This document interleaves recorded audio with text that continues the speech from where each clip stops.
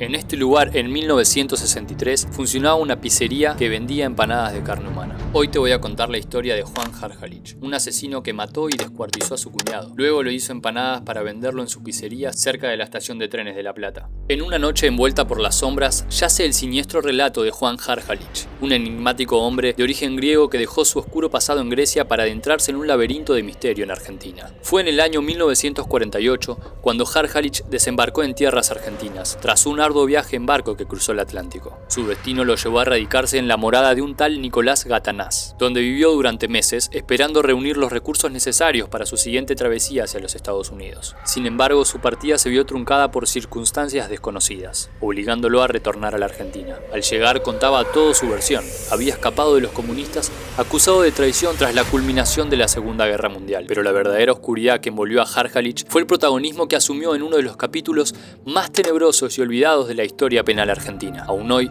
susurros bajos y temerosos evocan los detalles de aquel relato macabro en el que un comerciante regentaba un bar de estación y vendía empanadas rellenas de carne humana, proveniente de su propio cuñado. Con la carne de los brazos, las piernas, glúteos y parte del abdomen, hizo carne picada en una de aquellas trituradoras a manija y puso sobre el mostrador del Partenón las empanadas que le salieron, debajo de una campana de las que se usaban para exhibir la comida y que no se llenara de moscas. Fue en ese oscuro rincón de La Plata, en la calle 1, a la altura número 710, donde la familia Harhalich encontró su morada. Juan, el griego, abrió un bar y un despacho de comida rápida para aquellos recién llegados a la capital de la provincia de Buenos Aires. Quienes llegaron a conocerla la recuerdan como un boliche de mala muerte que servía ginebra y comida al paso a los habitués del barrio: burreros, vendedores ambulantes, carteristas y trabajadores desprevenidos que bajaban del tren. En la puerta, un buzón colorado servía de parada a un proxeneta rengo que solía regentear mujeres en esa zona de la ciudad. La oscuridad que se cernía sobre su hogar era palpable. Las constantes discusiones con su cuñado Andrés Suculea, quien residía junto a ellos,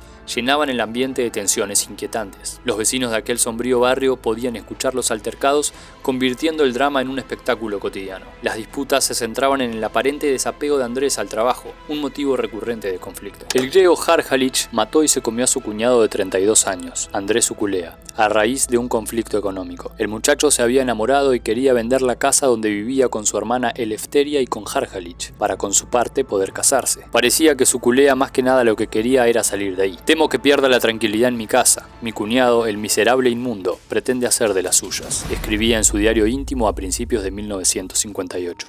La trama siniestra se desplegó el miércoles 16 de enero de 1963, mientras su esposa, Eleftheria, y una sobrina partían temprano para visitar a una familia amiga. Juan se quedó en el bar, prometiendo reunirse con ellas al mediodía.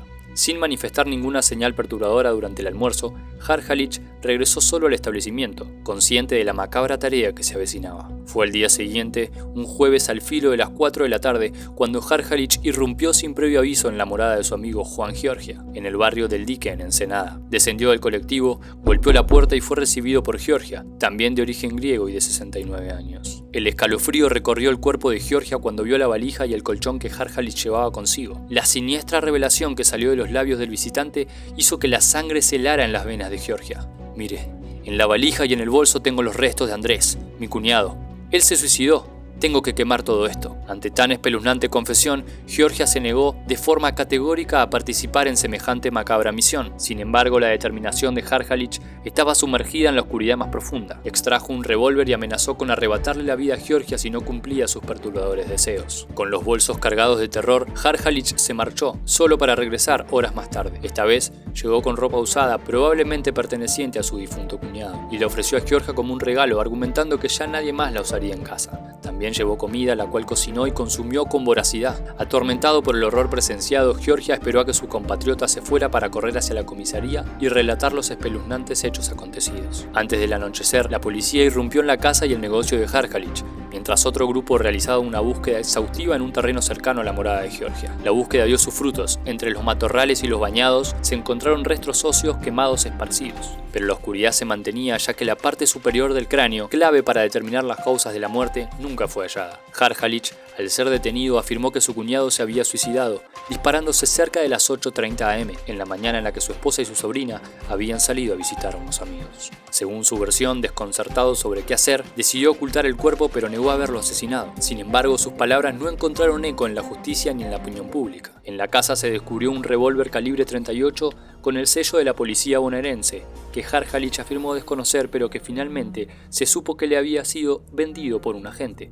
El juez Rodríguez Lagares no dudó en señalar a Harhalich como culpable, enviándolo a la cárcel de Olmos, donde la penumbra y el tormento fueron su constante compañía hasta su muerte, ocurrida un par de años después. Condenado a perpetua, Harhalich fue el primero que un grupo de presos de Olmos fueron a buscar una noche de motín. Lo golpearon y lo tiraron por un hueco de lo que luego sería un ascensor. Un destino, si se quiere, con vínculo con otro célebre caso de canibalismo durante la revuelta carcelaria de Sierra Chica, en marzo de 1996. En la historia penal argentina, el relato siniestro del descuartizador de La Plata revive, envuelto en un halo de misterio y horror. A medida que se camina por la esquina en la calle 1 y diagonal 80, donde hoy se alza un edificio alto y delgado, aún se puede sentir un escalofrío en la columna vertebral, como si el pasado oscuro del griego emergiera de entre las sombras, para recordar a todos los lugareños los horrores cometidos en aquel sombrío lugar.